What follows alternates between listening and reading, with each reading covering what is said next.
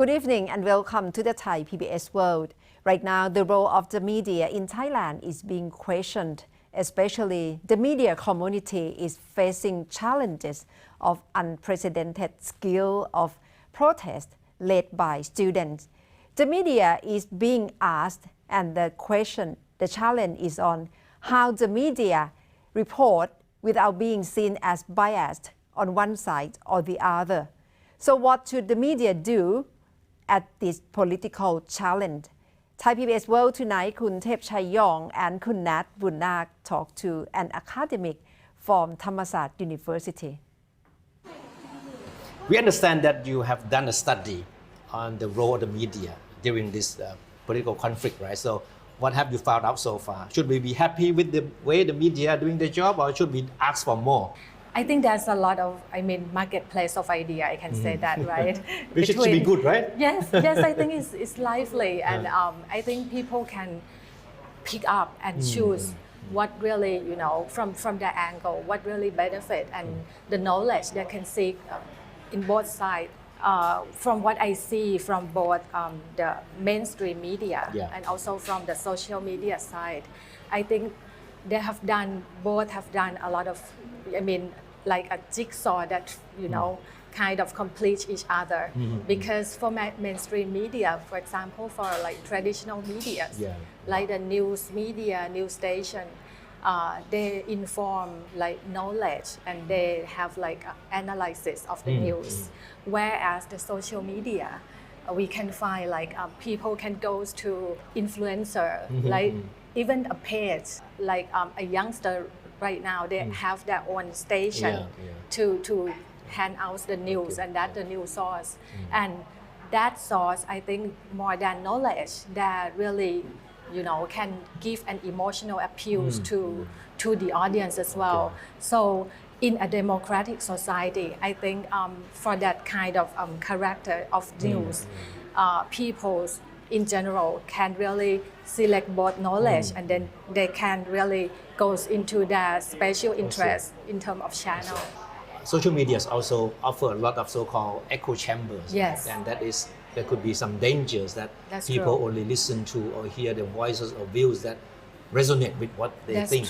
That's true. In democratic society, they can voice their opinion, but also they know that there's a group of people that, probably don't get along with that opinion. They don't agree with that.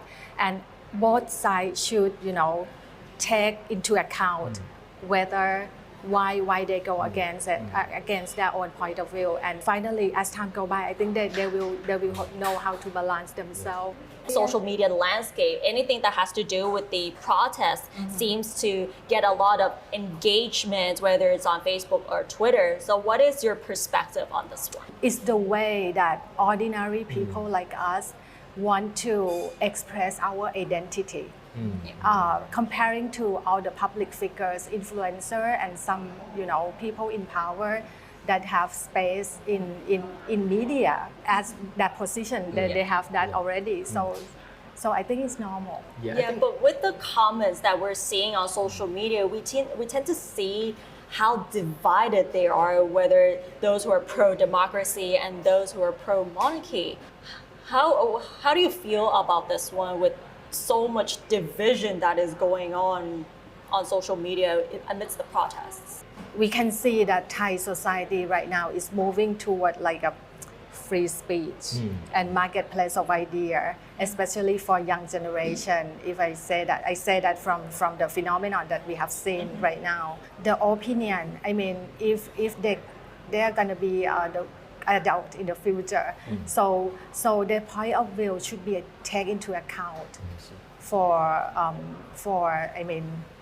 the people in power, and there should be some space, for them to sit and talk and share. Formally, I think that should be a proper. And of course, we all know that social media sometimes tend to be full of anger, emotions, right? So if people, especially young people, consume only news or point of views on social media, do you think they can get a correct picture of the way things are now? Purely emotion, I don't think so. That's the weak point of social media that I agree, because that social media by their nature is like making conversation. Yeah. It's not just one way, or it's express the opinion and talk. So that nature of it can create emotion quite easily. Anyway, I think the burden will goes to the leader. I mean, the leader of the protest, the one who lead it. That if the purpose is to really uplift the society and uplift the knowledge and widen the ground into discussion, I think that should be their burden as well to take into account that seriously, not just create emotion. You're talking about the media, both social and mainstream media being marketplace for ideas, right? But for the mainstream media, we have to admit that there are some limitations. There are things that we cannot really put on sales in this marketplace, especially when it deals with the monarchy, right? So there's a big difference now. I know. The social media seem to be having a free hand in discussing this issue. Why the mainstream media, the traditional media have been very careful and have been restrained in talking about this. So how do you think traditional media, like myself, I belong to the traditional media organization, right? How should we handle this issue? Well, I think we have to look back at what we stand for, actually.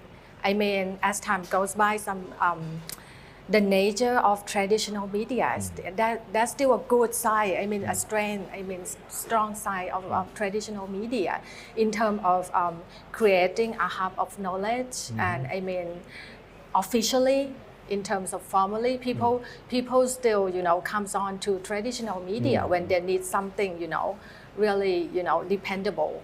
I mean, this is official. So I think the way we traditional media, like mainstream media, are dealing with it is doing well so far. But however, there is before I came to this program, actually I tried to search, do my homework, and I found that there's one article from Professor Kidi from Nigeria. He said about dealing with sensitive issue.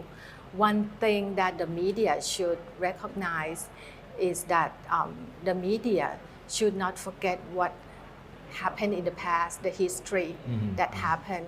And I think that's probably, we have gone through all these crises several times during the past many years. I think probably it's time for all the mainstream media probably have like all gather together and really have a serious talk about this.